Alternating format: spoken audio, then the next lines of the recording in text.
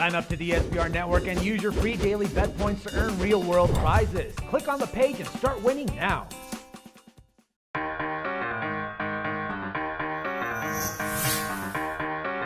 Hi, welcome to SBR Forum Videos. I'm Peter Loshak. We are continuing our spring training coverage with Doug Upstone, who's on the scene in Arizona. And right now we're going to discuss the San Francisco Giants for the second time this spring training. Doug, thanks for being back with us.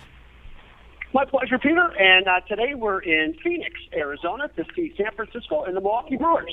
Okay, sounds good. Now, San Francisco, we already covered them once. Last year they were a terrible bet, equally at home and on the road. They were minus 11.5 units at home, minus about 9.5 units on the road. And, they still have a bunch of big-name starting pitchers in their rotation. Bumgarner, Kane, Tim Hudson, Lincecum. And looking at that starting rotation, looking at the results from last year, I'm thinking they're probably going to be a bad bet again this year, and especially with maybe, Lincecum, maybe Kane, maybe all four of those guys. What do you think?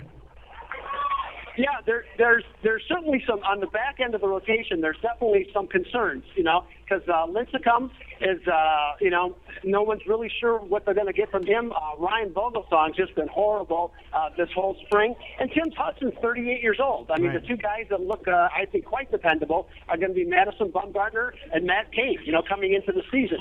Now, conversely, I think their bullpen, which suffered a lot of injuries last year, will rebound. So I think from that standpoint, I think you're going to be able to get a little bit more out of them as a team that way, at least from the pitching perspective. All right, well, I'm seeing maybe if the bullpen is improved, maybe Bumgarner will have a +3, +4 unit year, something like that. But overall, I'm just seeing negative signs for San Francisco. I'm thinking that overall they're going to be another bad bet, a good team to fade this year. What do you think? Yeah, I understand what you're saying, Peter, and there's reason to think that. The only thing I like about this team is that I think offensively with Pablo Sandoval, Brandon Belt, Hunter Pence, and the other Buster Posey, I think the possibility is that they can certainly score some runs in spite of their ballpark being a negative. So I think there has some value. I look at them as 85.5 wins. I think that number is just about right. So I think one thing that they need to do is they need to be stronger at home, because they're 49 and 47 last year, minus 15.4 units. So I think if that's the case, they have a chance to come back and do some more damage.